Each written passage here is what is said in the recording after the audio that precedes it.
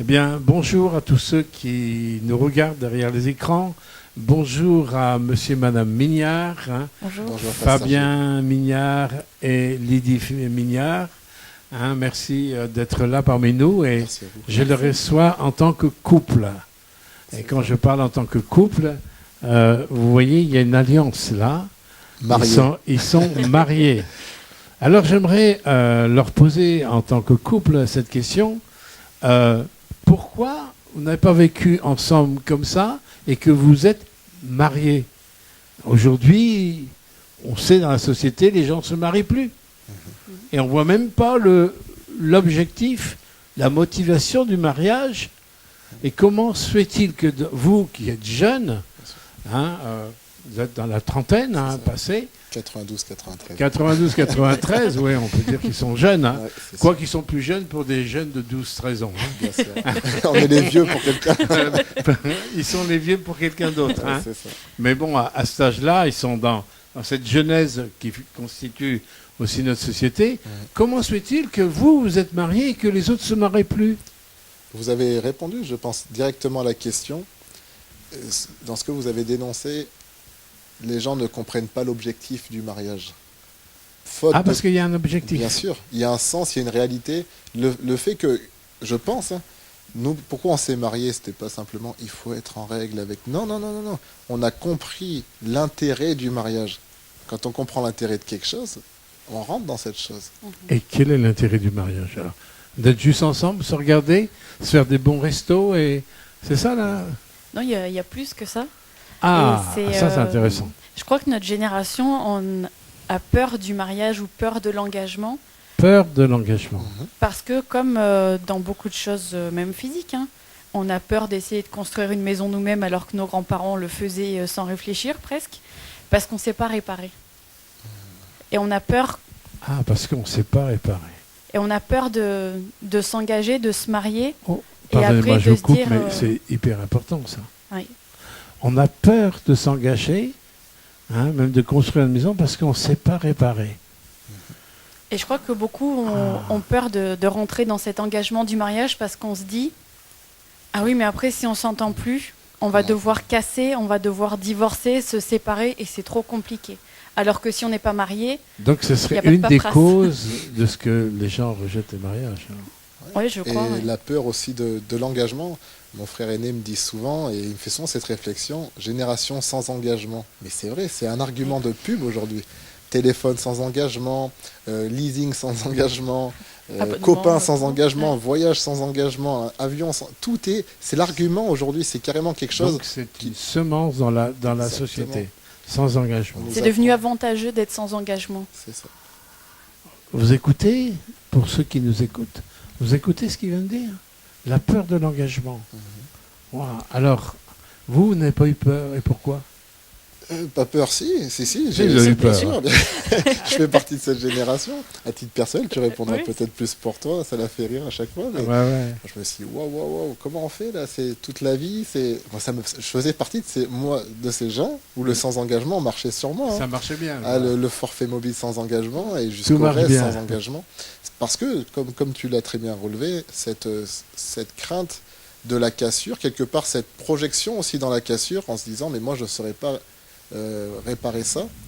Et aussi ce modèle qu'on nous a inculqué de toute façon ça marchera pas. Et je pense que la jeunesse, et pas que, la génération actuelle de tout âge, se projette tout de suite dans l'échec. Personne n'a envie de vivre l'échec. Donc on se dit si on y va par nous-mêmes, nos parents ont pas réussi, on n'y arrivera pas. Alors que la réalité du mariage, il y a le mariage institutionnel, mais il y a le mariage divin. Je m'explique, le mariage institutionnel, c'est deux êtres humains qui prennent la décision, selon l'institution religieuse ou séculière, de se marier. Ils s'engagent que d'eux devant ces institutions. Le mariage divin ne nie pas le mariage constitutionnel ou institutionnel, mais c'est pas un mariage à deux. Moi, j'ai un mariage à trois, pour prendre l'expression. Mariage à trois. Exactement. Expliquez-vous. Ah oui, il faut mieux que j'explique, sinon on aura un scandale dans l'église demain. Voilà, mariage à trois.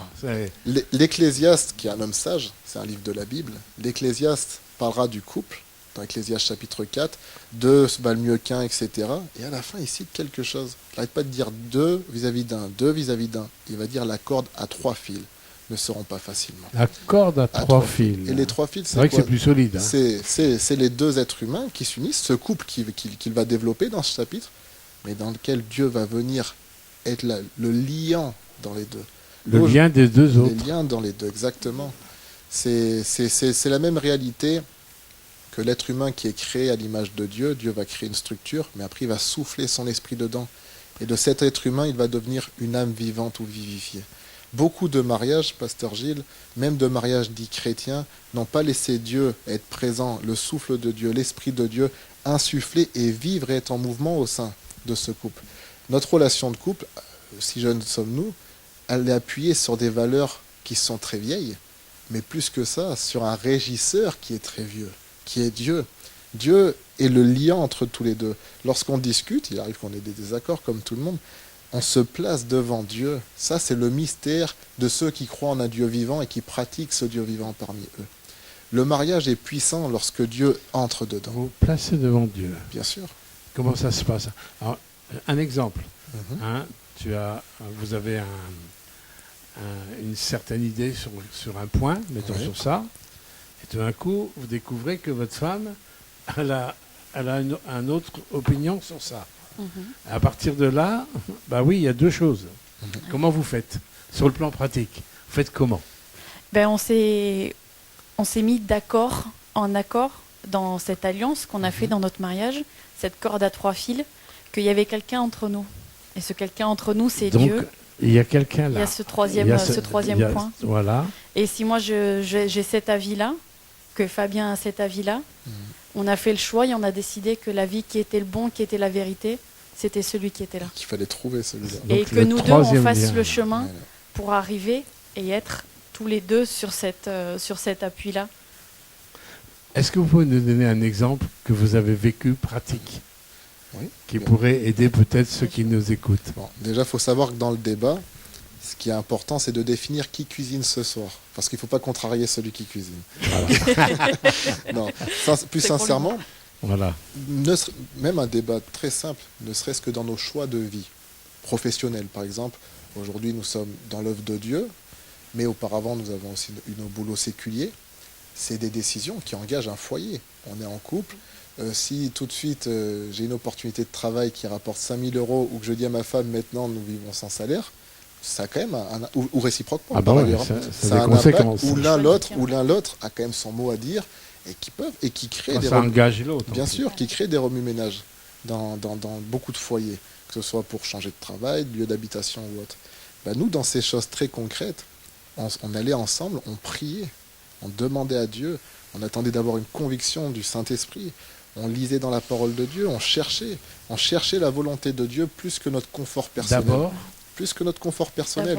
Et souvent, ça nous a amené à prendre des décisions qui, de prime abord, humainement, nous faisaient perdre notre confort personnel. Mais vu qu'on s'était mis d'accord avant d'être ensemble, nous décidons de vivre pour cette cause. Et vous savez, mystère divin, lorsqu'on a perdu notre confort, lorsqu'on a perdu, soi-disant, notre intérêt personnel, mystère, nous l'avons retrouvé par la suite. Multiplié et grandi, et de façon effective, dans des sujets très concrets comme le lieu d'habitation, dans des sujets très concrets comme la source d'approvisionnement, etc. Il a fallu perdre. Je crois que Dieu attendait que nous perdions notre propre volonté.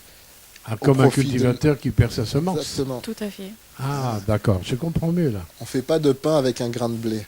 Mais avec un grain de blé, laisse-le pousser, tu verras. Tu pourras faire du pain après. Il ne pas avoir peur aussi d'être changé, d'être transformé. Vous avez parlé d'une semence. Et cette semence, si on ne la met pas dans la terre, qu'on ne la laisse pas grandir et qu'ensuite on ne la bat pas pour en faire de la farine, il n'y aura pas de pain. Mais il ne faut pas avoir peur de se laisser changer, transformer aussi par les choses qu'on vit et l'un par l'autre aussi, pour pouvoir faire ce pain dont on va pouvoir se nourrir ensuite et le faire ensemble. Alors, moi j'ai une question, parce que vous dites la corde à 3 fils avec Jésus. S'il y a, mettons, deux jeunes qui sont chrétiens, qui aiment Jésus, et qu'ils veulent vivre avec un principe de concubinage, et ils pourraient très bien dire, nous on a Jésus. Et ils pourraient dire, nous on peut mettre la corde à 3 fils. Et qu'est-ce que vous leur diriez pour défendre l'idée du mariage par rapport au concubinage, même s'ils se disent chrétiens. Qu'est-ce que vous leur diriez? Est-ce que je peux répondre sincèrement? Ah bah oui. Mon frère, ma sœur, mon ami, je te pensais plus intelligent que ça. Et j'aimerais m'expliquer pourquoi. C'est quelque chose, moi, qui me... Là, c'est direct. Hein. Voilà. C'est-à-dire que je veux bien qu'on se fasse des idées sur moi, mais j'aime pas qu'on me fasse passer pour plus idiot que je le suis. Je pense que c'est quelque chose qui peut susciter un tantinet de fierté personnelle, de se dire, bon, mais quand même, je suis pas si idiot qu'il le pense. La société telle qu'on la connaît ne travaille pas votre réussite.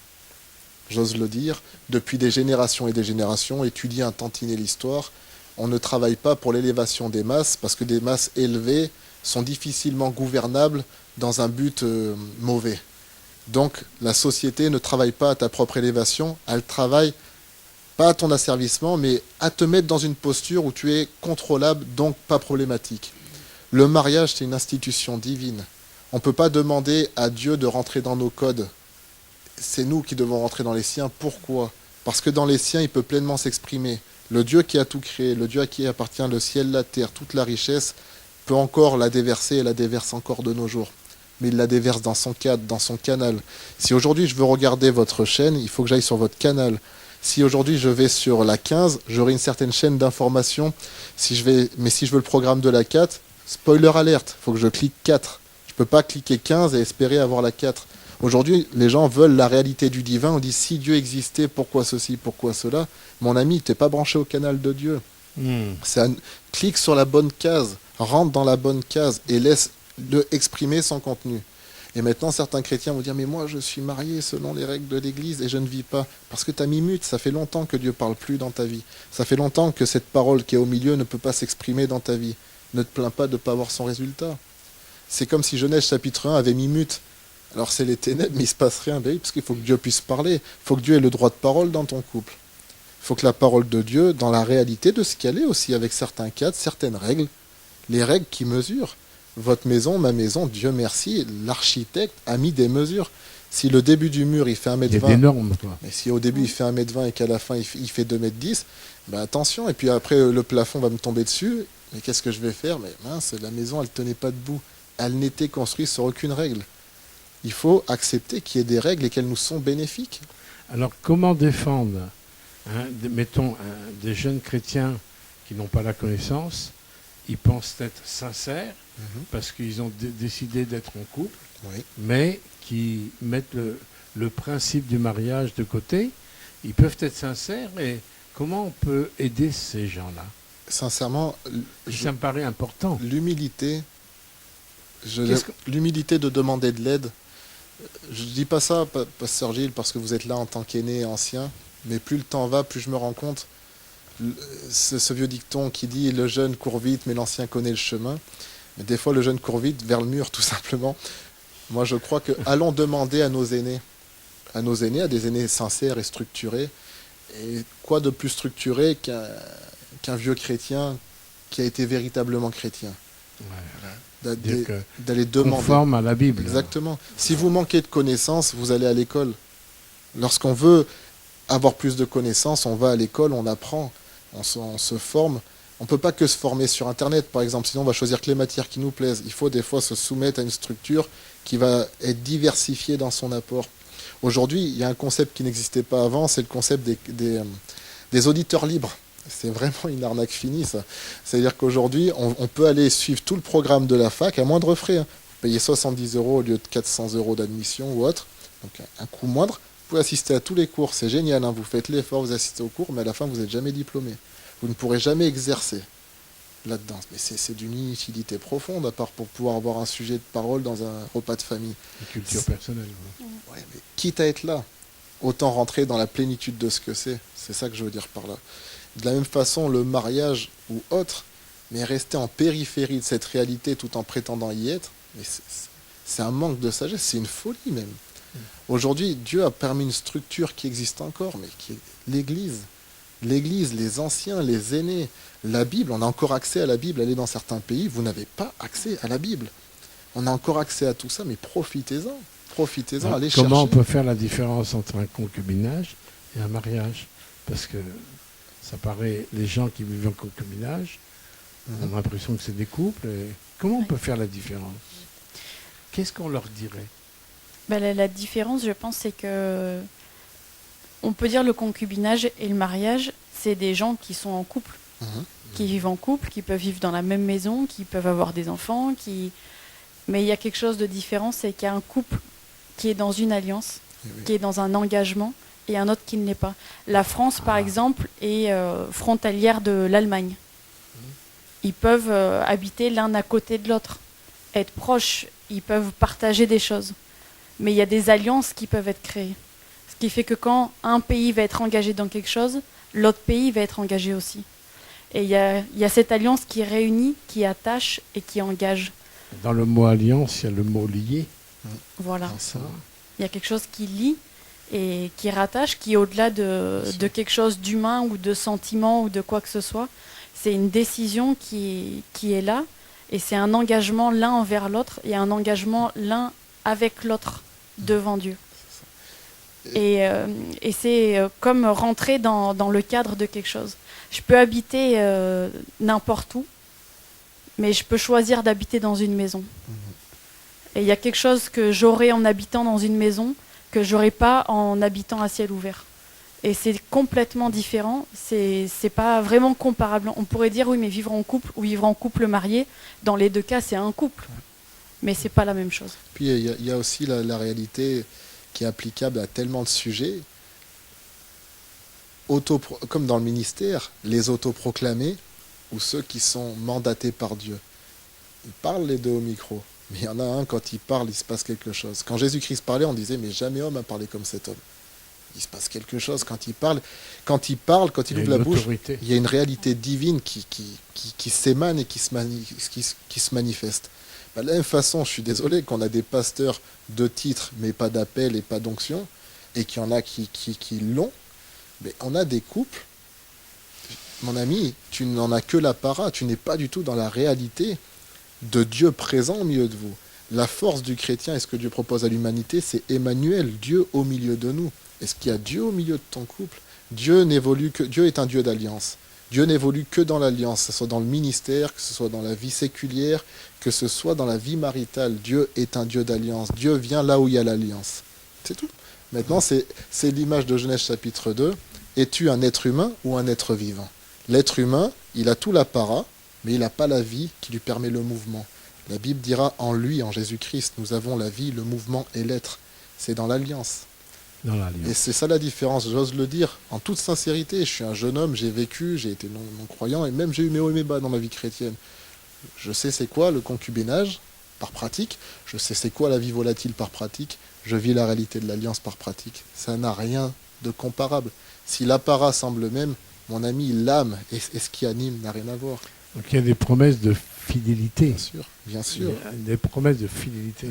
Et un apport qui nous est donné. C'est ce que vous parliez au niveau de l'engagement. Il y a même il y a une appartenance à cette alliance. C'est ça. D'accord. Aujourd'hui, je peux sortir là, monter dans une voiture qui est dans la rue, si j'en ai les clés, et je peux démarrer, je peux conduire. Mais si je me fais arrêter, on va me demander les papiers. On va me demander à qui appartient ce véhicule. D'accord. Aujourd'hui, je peux vivre avec quelqu'un en concubinage, mais à qui appartient cette union? À qui appartient cette alliance? Important ça. Aujourd'hui, dans le mariage, on me demande à qui appartient votre couple. Il y a une alliance qui est scellée, ça appartient à cette alliance. Et ce qui se fait dans notre mariage, ça appartient à cette alliance. C'est lié par cette alliance, et c'est cette alliance qui détermine, cette alliance qu'on a faite, qui détermine ce qu'on est aujourd'hui. Et on est porteur de cette alliance, donc ça c'est ce qui nous engage, mais on est aussi porté par cette alliance. Il y a une force qui nous est donnée au travers de cette alliance. Et c'est ce ton que je peux avoir un petit peu péremptoire et direct, c'est parce que je suis suffoqué de voir combien on a réussi à faire croire à ma génération qu'il n'y avait aucun avantage et qu'il n'y avait que des devoirs. C'est un grand privilège. Aujourd'hui, on a coupé l'humanité de sa source, qui est divine, pour lui dire « vis par toi-même, fais tout par toi-même ». Donc effectivement, abandonne les codes religieux. Là, je comprends. S'il n'y a pas de Dieu vivant, wow, mais surtout ne te marie pas et ne fais pas tout ça. Le seul problème, c'est qu'il y a vraiment un Dieu vivant. Et que là, on est en train de te mentir. Qui n'est pas un problème. Bien au contraire. Et qu'on est en train de te mentir, qu'on est en train de te faire croire que tu peux vivre sans, alors que tu ne vis pas sans. Tu es juste mort sans le savoir. Et le problème, c'est qu'un jour, tu vas t'en rendre compte et qu'il sera trop tard. Donc, vient une voix et des voix qui sont les nôtres, ou cette dot, qui disent, écoute mon ami, éteins la chaîne 15, éteins la chaîne 4, branche-toi une autre chaîne. Parce que je te garantis que là-bas, il te mentent, et que ici, la vérité, elle a sa propre force. Rentre dans cette vérité, tu verras la différence. Alors, si j'ai bien compris en vous écoutant, et vous appuyez beaucoup sur l'alliance, moi je vois que dans la Bible, que chaque fois qu'il y a une alliance, il y a le sang qui coule. Oui, des sacrifices. Et quand une jeune fille se marie, donc fait une alliance avec son mari, il y a aussi le sang qui coule. Exactement. Ce ne serait pas une signature du divin? Amen, c'est vrai. C'est une très belle image. Ce ne serait pas la signature du divin? Sur l'autel du mariage. Donc, alors à tous ceux qui peut-être se posent des questions, je vais laisser le mot de la fin à Fabien et Lydie, qui puissent s'adresser à vous, pour donner ce mot de la fin pour qu'on puisse tous ensemble réfléchir en fonction aussi de la parole de Dieu. Bien sûr. Alors, je vous laisse le mot de la fin. Pour ma part, pour rebondir sur ce que le pasteur Gilles vient de dire, sur le sang, sur l'alliance et sur la référence qu'il vient de faire, j'aimerais vous dire qu'il y a une force dans l'alliance et vous encourager à entrer dans l'alliance. Et si certains, 2025 pour beaucoup, vont dire « Ouais, t'as vu, moi le problème c'est que si je vais dans l'alliance, je ne pourrais pas verser ce sang-là. » Il existe un autre sang qui a été versé pour tout ce qu'on a perdu. C'est le sang de Jésus. C'est-à-dire que si certains diront « Ouais, mais moi je n'ai pas répondu au format religieux jusqu'à arriver à ce moment-là », je te dis que tu peux rentrer dans ce format tout de même, en te plaçant sous un sang qui est plus grand, qui est le sang de Jésus-Christ, qui a été versé justement pour nos péchés. Le mot péché veut dire littéralement, dans son sens littéral, en déplaise à certains, rater le but. Il veut simplement dire ça. Le mot péché, c'est pas qu'une histoire de faute, c'est le fait de rater le but. Cette faute, elle t'écarte du but, elle t'écarte du sens même de ta destinée. Aujourd'hui, je vous encourage à re-rentrer dans cette alliance, et la Bible dira que le sang de Jésus a été versé pour nous purifier de tous nos péchés, pour nous ramener dans cette voie droite. Et pourquoi? Pour qu'on soit des enfants bien obéissants, des bons soldats? Non, c'est parce que dans cette voie droite, Dieu peut nous visiter, et quand Dieu nous visite, c'est une vie de délices. Il est dit de Adam qu'il vivait dans le jardin d'Éden. Éden veut dire délice. Le péché l'a fait sortir de ce jardin. Dieu veut nous réintégrer là-dedans. Pourquoi? Parce que dans ce jardin de délices, Adam était gardé, il était cultivé. On prenait soin de lui. Dieu veut prendre soin de nous. Et c'est pour ça qu'il nous appelle à re-rentrer dans l'alliance. La première chose que Dieu a établie, ce n'est pas une église, ce n'est pas une nation, c'est un couple. C'est une alliance, c'est une famille qui en est née. On doit rétablir l'alliance du couple. Et de ça va pouvoir découler une humanité régénérée. Et c'est ce que Dieu se propose. C'est un vaste projet, plus que politique. Donc il y a de l'espérance. Amen. Vraiment. Et Lydie, alors? Et ce que je pourrais dire pour conclure, pour continuer dans ce que vous avez dit sur le sang qui coule, et n'ayez pas peur des taches que vous avez sur votre vêtement. On a tous un vécu, on a tous une expérience, et Dieu nous prend et nous attrape à l'endroit où on est. Et aujourd'hui, vous regardez cette vidéo, vous êtes à un endroit de votre vie, vous êtes à un moment de votre vie, et peut-être que votre vêtement est plein de taches, peut-être que votre robe blanche pour les femmes a plusieurs taches, et vous dites, mais comment je peux aller me marier avec une robe aussi sale? C'est pas grave. Il y a un passage dans la Bible qui dit que on peut laver notre robe dans le sang de l'agneau, dans le sang de Jésus, dans son sang qui a coulé. Et croyez-moi, il n'y a aucun vêtement blanc qui est plus éclatant, qui est plus reluisant que le vêtement qui était trempé dans le sang de Jésus. Et c'est de ce sang que vient la pureté, c'est de ce sang que vient la blancheur, que vient le côté éclatant, resplendissant. Et même si votre vêtement est déjà blanc, trempez-le dans le sang de Jésus. C'est là qu'il sera vraiment blanc, qu'il sera vraiment pur. Et c'est dans cette alliance-là que vous allez pouvoir grandir, croître et vivre ce qui est dans cette alliance. Donc n'ayez pas peur, peu importe votre vécu, peu importe où vous en êtes aujourd'hui. L'alliance est pour vous et pour tous ceux qui veulent la rejoindre, qui veulent s'y engager. Elle est là, elle est disponible.